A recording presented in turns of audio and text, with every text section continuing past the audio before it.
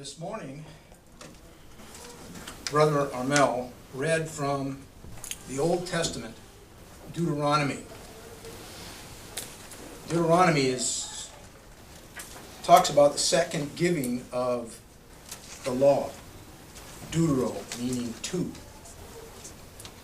And I'm going to read it from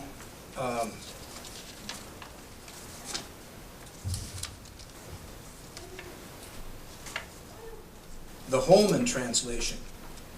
I'm presently reading through the Bible, and an encouragement to you all to be doing the same.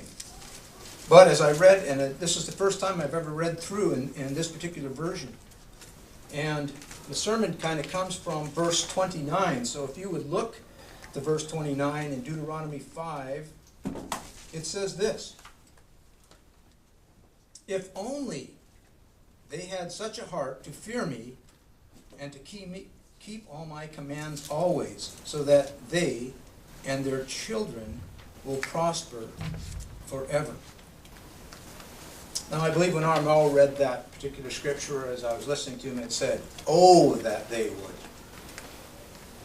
My sermon's on, if only they had such a heart. If only they had such a heart.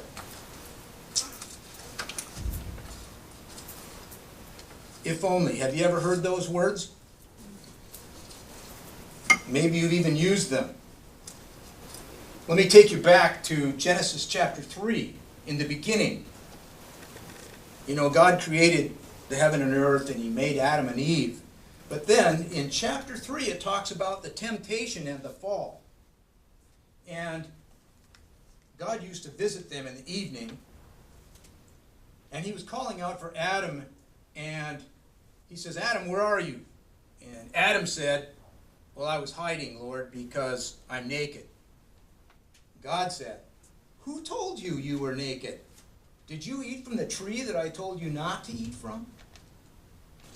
And here's Adam's response: "The woman you gave to be with me, she gave it to me, and I ate." What I think he was really saying is this: if only you hadn't given me that woman.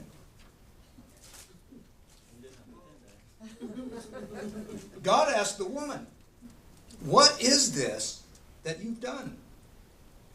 And the woman said, "It was the serpent. He deceived me and I ate." And what she was really saying was, if only you hadn't made that snake. If only. Many excuses have been made starting out with if only. Proverbs 6, verses 6 through 11 talks about a person called a sluggard. "If only I was born rich like others, I could have gone to college and I could have got a better job." Then there was the student who was failing his test. He said, "If only I had more time to study." But that was after he chose to spend 6 hours playing video games before the test. And the worker who lost his job for being late again. "If only the police hadn't stopped me."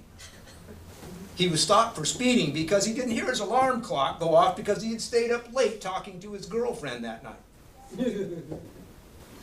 And then there's the parent to the child. I know we've all said this. If only you had listened to me, this would not have happened. On it goes. If only, if only, if only. God says those words, but He gives them more as a warning than He does as an excuse. He says, if only they had a heart to fear me and to keep all my commandments always, so that they and their children would prosper forever. In 2 Chronicles 6:9 it says, "For the eyes of Yahweh, the Lord, roam throughout the earth to show Himself strong to those whose hearts are completely His." God's eyes were searching all over the earth, and they fell on this shepherd boy whose name was David, the son of Jesse. God had rejected this king, Saul, as a king because of his failure to follow God's instruction as God had told him to do. And all that account is written in 1 Samuel 13. And the prophet Samuel was then directed to anoint David as the new king. Now, he didn't know he was going to anoint David. He was just told he was going to anoint one of Jesse's sons. And that's recorded in 1 Samuel 1:16. Samuel didn't know which of those sons were. And when he got there, they had this feast. And Samuel saw 6 of these sons that marched before him. And the first one, this man named Eliab, was tall and strong looking. And he said, surely this must be the man that God had picked. And you know, he went through 6 sons. And God said, not this one, not this one, not this one. And he asked Jesse, he said, you got any more sons? He said, yeah, I've got one that's out in the field. He says, we're not eating it until this one comes. And in that waiting time, God spoke to Samuel, and he said in 1 Samuel 16:7, he said, but the Lord said to Samuel, do not look at his appearance or his stature, because I've rejected him.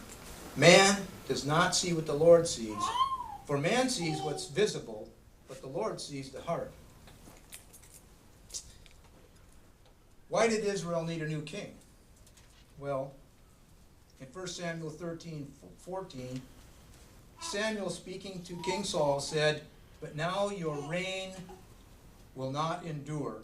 The Lord has found a man loyal to him, and has appointed him as ruler over his people, because you have not done what the Lord had commanded.